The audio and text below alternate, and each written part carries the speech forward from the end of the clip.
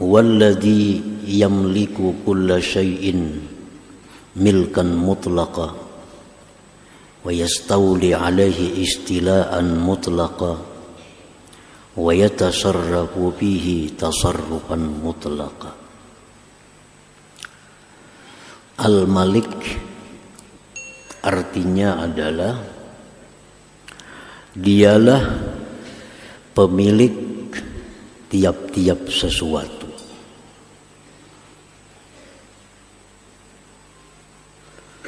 Penguasa atas tiap-tiap sesuatu. Pelaku pada tiap-tiap sesuatu tanpa ada batasan yang membatasinya. Nah, itulah artinya Al-Malik itu. Pemilik tiap-tiap sesuatu.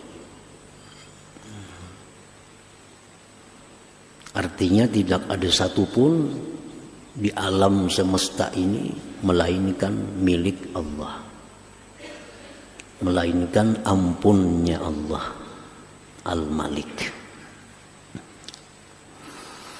Tidak ada satupun di alam semesta ini melainkan di bawah kuasanya, di bawah kuasanya.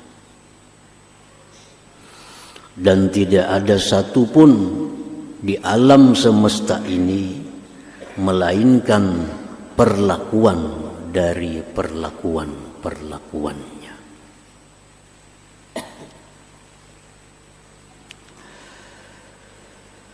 Dia yang memiliki sepenuhnya.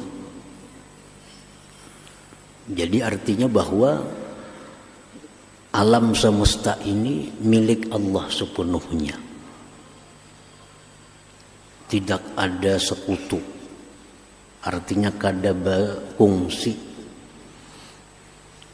Mutlak milik Allah. Tidak ada sekutunya.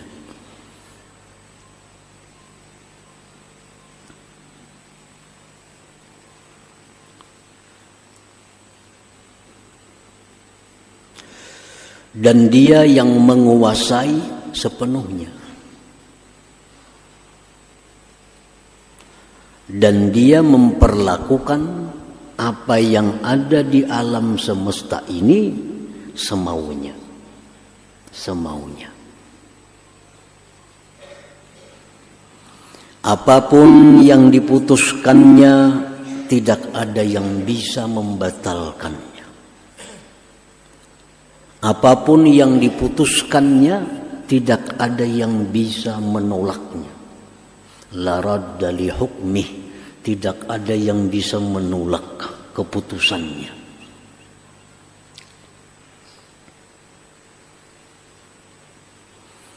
Apapun yang ia inginkan, apapun yang ingin ia perbuat, tidak ada yang bisa menghalanginya.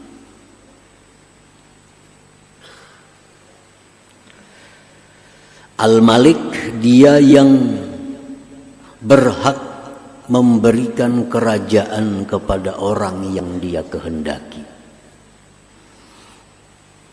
Dia berhak mencabut kerajaan tahta orang yang dikehendakinya.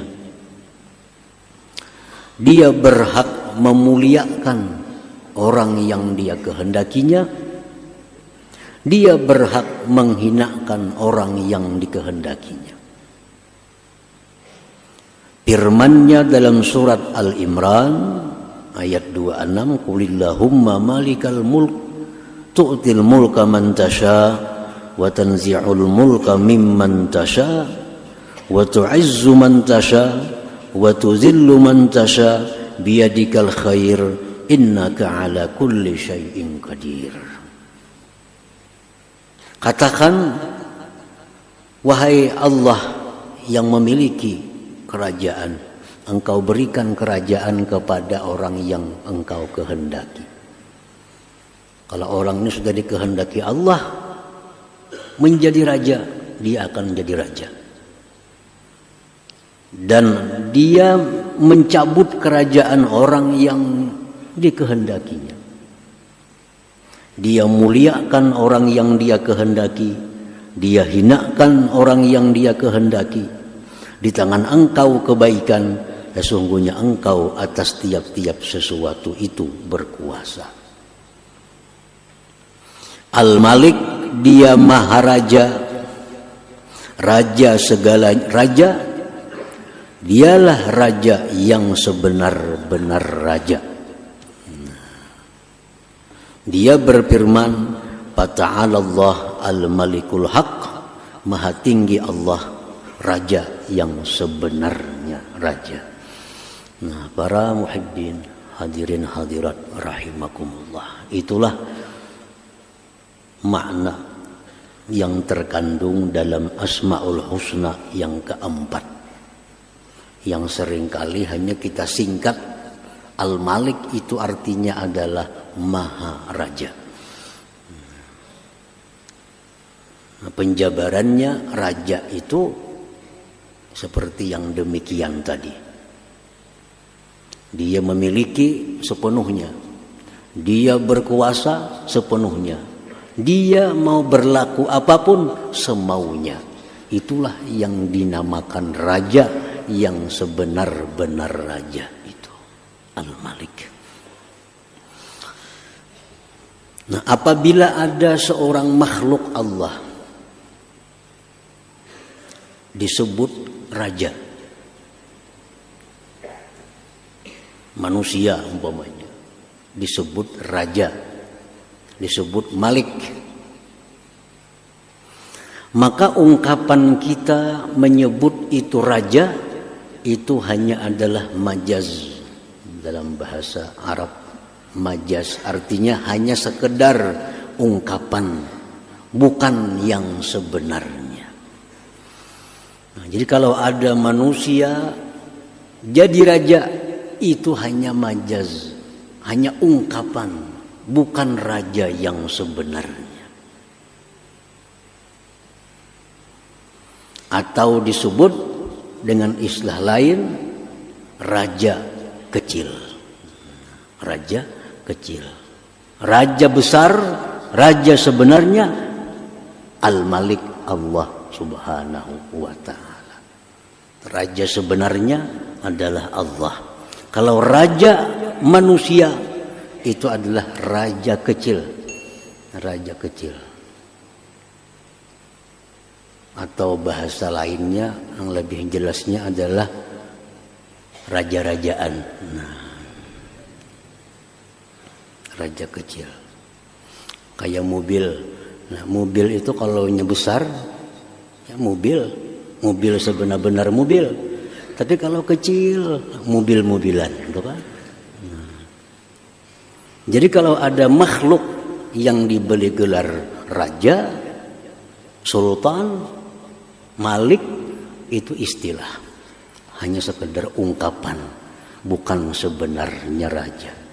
Raja yang sebenarnya itu adalah hanya Allah Subhanahu wa ta'ala yang bernama Al-Malik. Sesuai dengan firman-Nya tadi, "Fata'ala Allah Al-Malikul Haq." Maha tinggi Allah, dialah raja yang sebenarnya.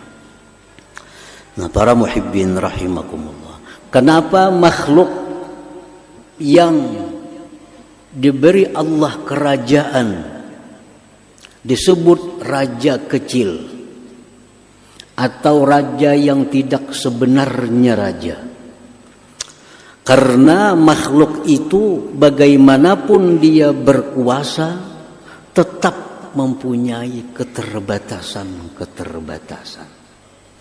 mempunyai keberhajatan kepada orang lain. Dan bagaimanapun seorang makhluk itu menjadi raja atau berkuasa, satu saat pasti kerajaannya itu akan berakhir. Nah, itulah sebabnya disebut tadi adalah raja kecil. Nah, kalau raja besar, maharaja, itu Al-Malik, Allah Subhanahu wa ta'ala. Nah, para muhibbin rahimakumullah, Banyak firman Allah Subhanahu wa ta'ala di dalam ayat kitab sucinya Al-Quran dan sabda-sabda Rasulullah sallallahu alaihi wasallam yang mendorong kita agar menjadi orang yang dekat dengan Al-Malik ini. Bahkan Al-Quranul Karim, sabda-sabda Nabi itu intinya adalah menyuruh kita agar dekat dengan Al-Malik, dengan Maharaja ini. Agar kita jadi kekasih oleh Al-Malik yang Maharaja. Banyak ayat-ayat Al-Quran, hadis-hadis Rasulullah SAW yang intinya agar kita ini dekat dengan Al-Malik, menjadi kekasihnya Al-Malik itu. Karena apa? Karena kebahagiaan, keselamatan seseorang baik di dunia maupun di akhirat itu diberikan kepada orang yang dekat dengan Al-Malik itu. Keselamatan, kebahagiaan dunia akhirat itu diberikan kepada kekasihnya Al-Malik itu. Nah, kalau kita jauh dengan Al-Malik, kita akan sengsara dunia akhirat. Kalau kita tidak jadi kekasih Al-Malik, kita akan susah hidup di dunia dan akhirat. Nah, oleh karena itu banyak firman-firman Allah, hadis-hadis Rasulullah sallallahu alaihi wasallam, kalam-kalam para aulia Allah mendorong kita agar senantiasa kita berusaha menjadi orang yang dekat dengan Al-Malik, menjadi kekasihnya Al-Malik itu. Nah, para muhibbin rahimakumullah, kita bisa membayangkan, bahkan menyaksikan bagaimana senangnya, bagaimana nyamannya hidup orang yang dekat dengan presiden.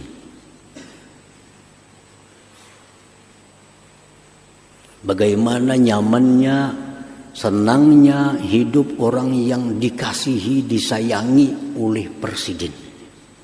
Presiden ini raja kecil. Raja kecil.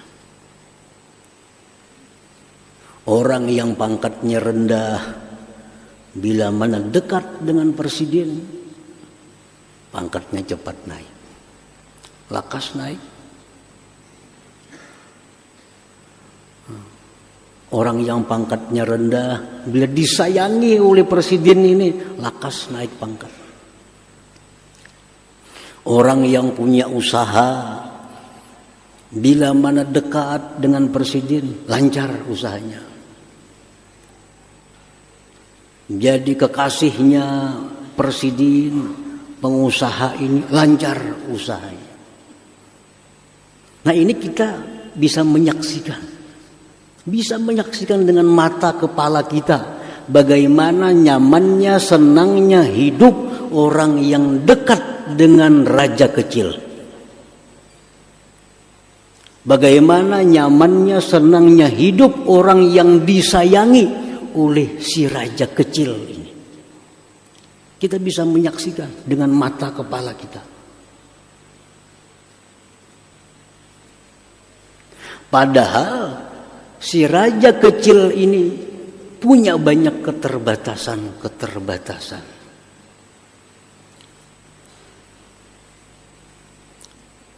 Sudah begitu nyaman hidup orang yang dekat dengannya.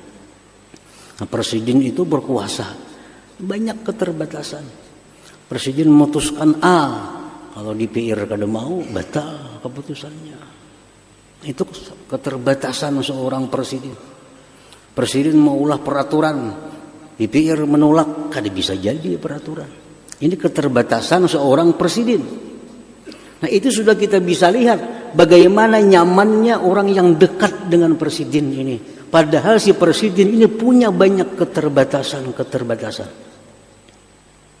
Nah, apalagi kalau kita dekat dengan Allah Subhanahu wa taala Al-Malik yang Maha Raja, yang raja sebenar-benar raja ini. Allah berfirman, ala inna awliya Allah la khaufun alaihim wa lahum yahzanun. Kekasih-kekasih Allah tidak akan pernah susah, tidak akan pernah sedih, tidak akan pernah ada takut di dalam diri mereka. Nah, para muhibbin, hadirin hadirat yang dimuliakan Allah. Nah, ini orang yang dekat dengan raja kecil, dengan presiden. Pangkatnya naik, usahanya lancar. Nah, kalau presiden ini habis umur, presiden ini habis masa jabatannya, atau presiden ini diturunkan oleh rakyatnya, otomatis orang yang dekat dengan presiden ini pun ikut turun. Bahkan bisa masuk penjara.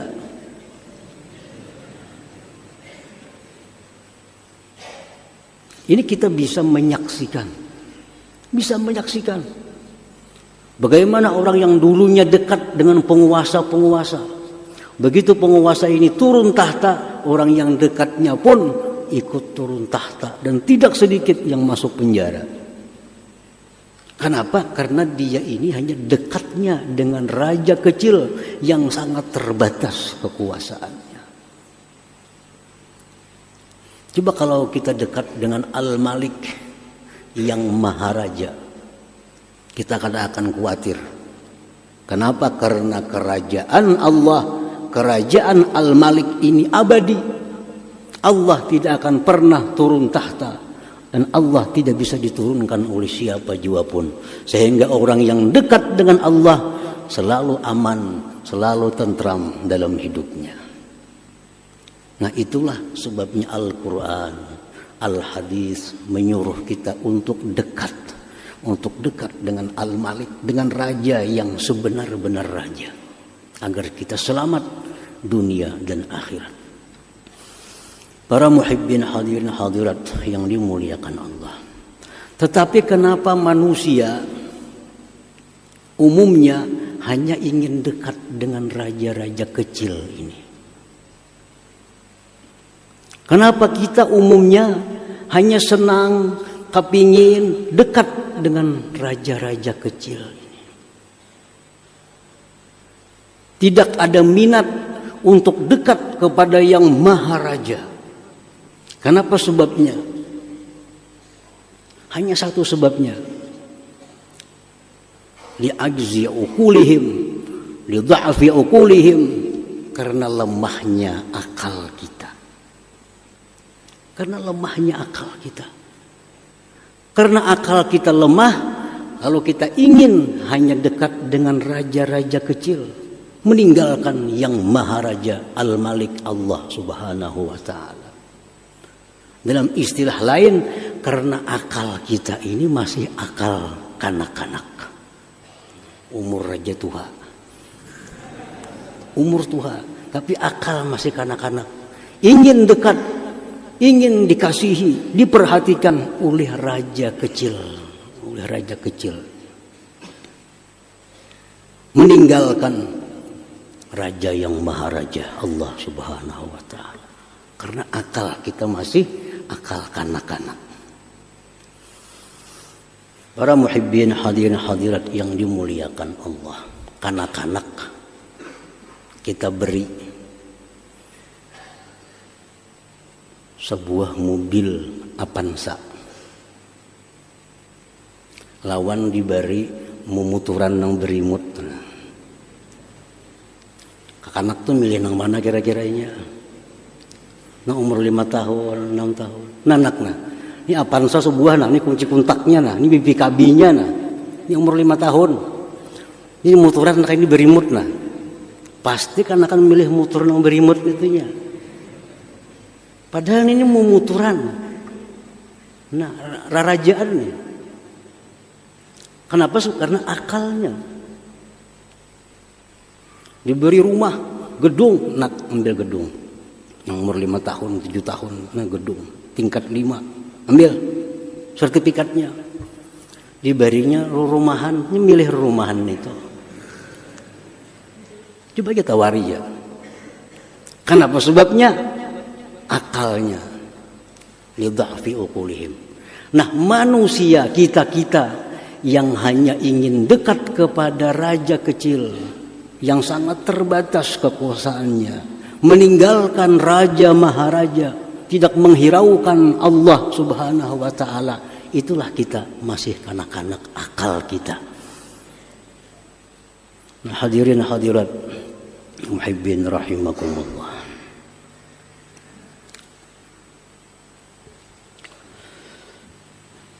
Nah, kalau orang yang sudah punya akal dewasa, bagaimanapun indahnya, bagaimanapun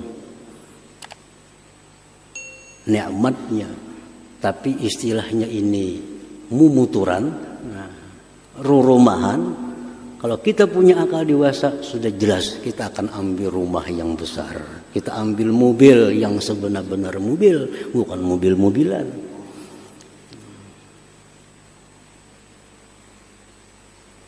Jadi urusan kita, kenapa kita jauh dengan raja yang sebenarnya dan hanya ingin dekat kepada raja-raja dunia?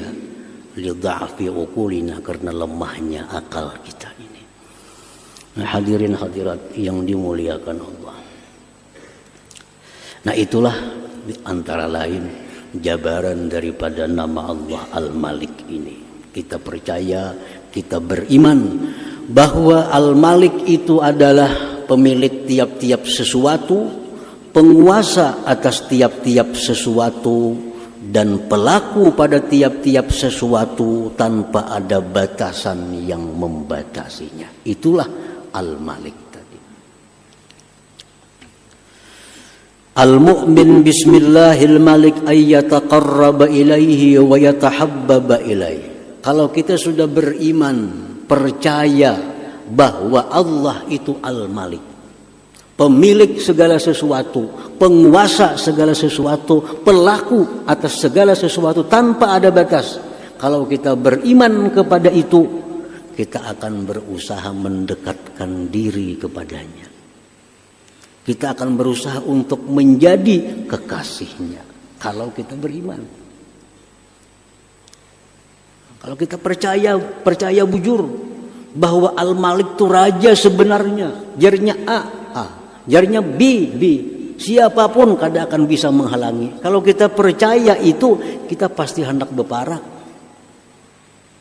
Pasti hendak kenal, pasti hendak jadi kekasihnya.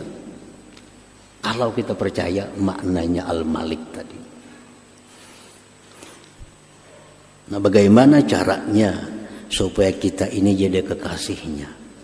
Bagaimana caranya supaya kita jadi kekasihnya Al-Malik? Supaya kita jadi orang yang dekat dengan Al-Malik ini, bagaimana caranya? Rasulullah SAW dalam sebuah hadis yang sahih meriwayatkan firman Allah Subhanahu wa ta'ala, "Wa ma taqarraba ilayya 'abdi bi syai'in ahabba ilayya mimma aftaradtuhu 'alaihi. Wa ma yazalu 'abdi yataqarrabu ilayya bin nawafil hatta uhibbah." Nah, ini caranya supaya dekat dengan Al-Malik, raja yang sebenar, raja itu. Allah berfirman dalam hadis kudusi ini, amalan hambaku yang paling aku sukai itu adalah menunaikan kefarduan yang aku fardukan. Amalan yang paling kusukai dari hambaku itu adalah melaksanakan kefarduan yang aku fardukan. Itu amalan yang paling disukai Allah.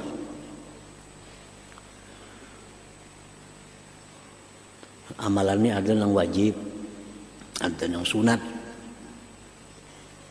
Allah paling suka kalau kita melaksanakan yang wajib ini.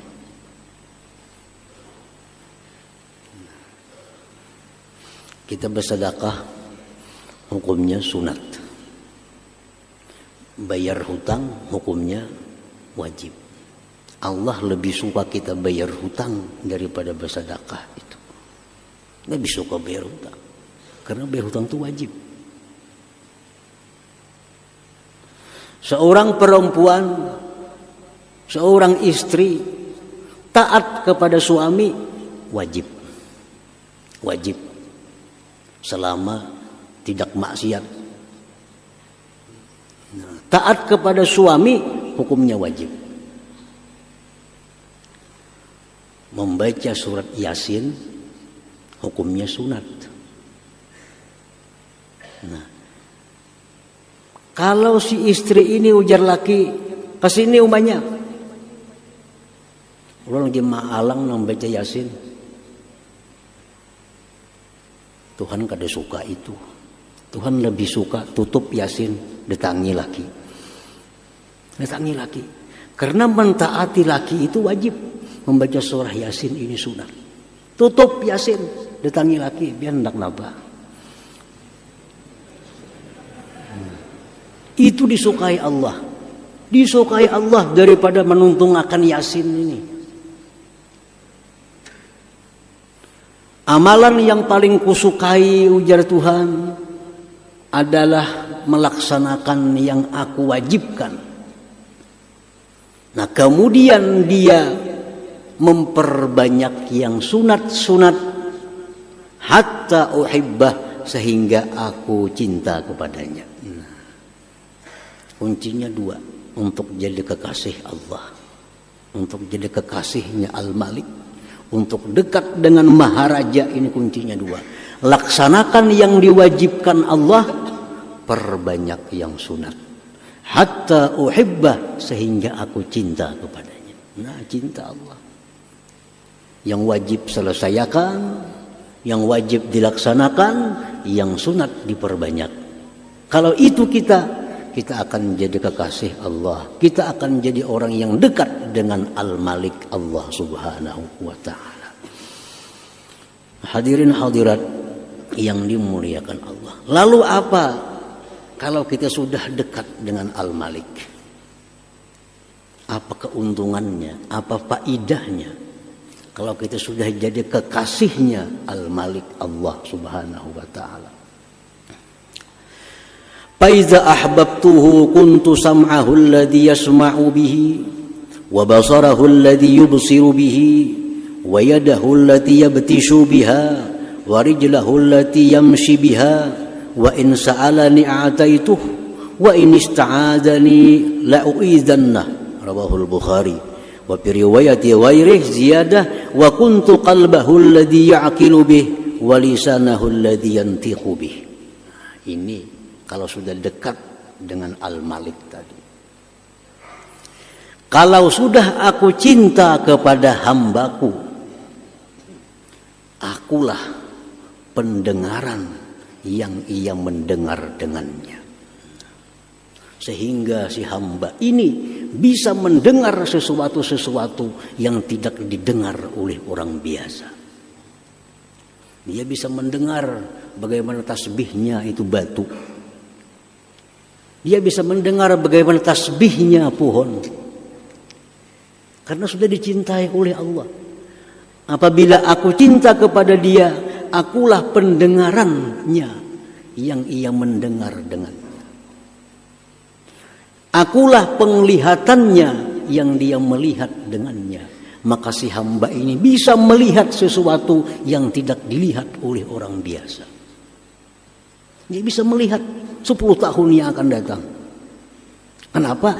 Orang dekat dengan Allah.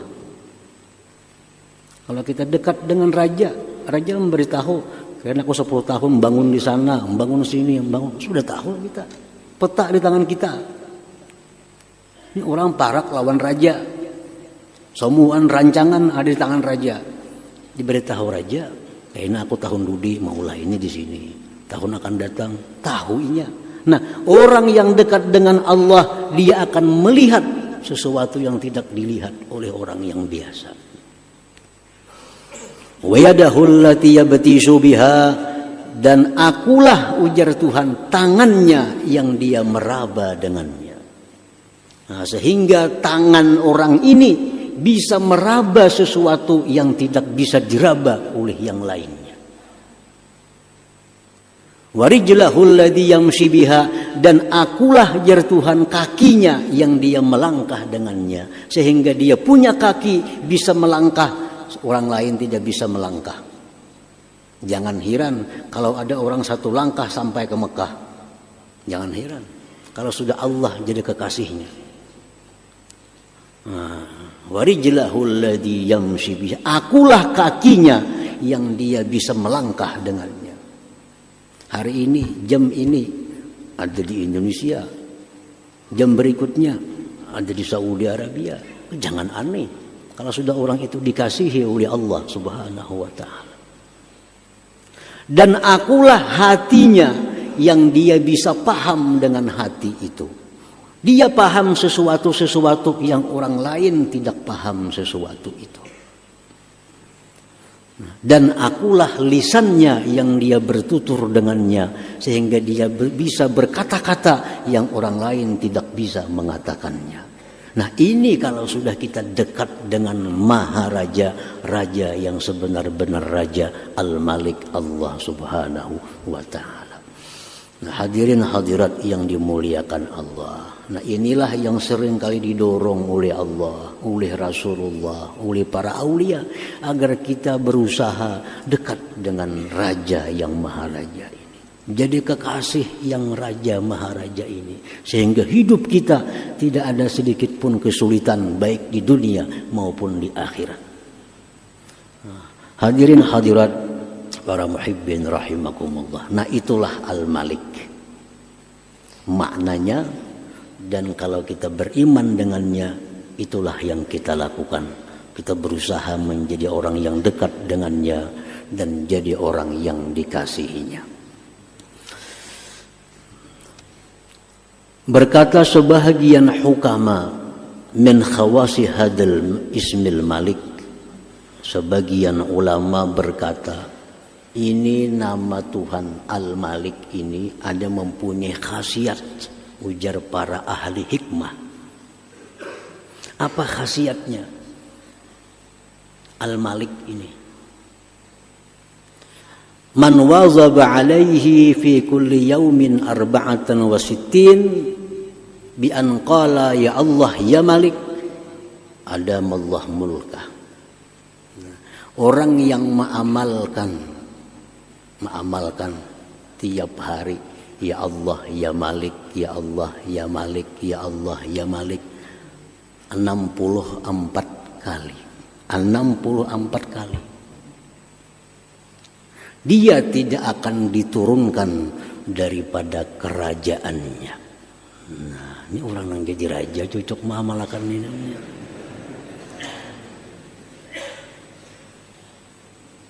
Jadi kalau raja itu mengamalkan ya Allah ya Malik, ya Allah ya Malik, ya Allah ya Malik 64 kali sehari, tiap hari, kada akan didemo oleh rakyatnya.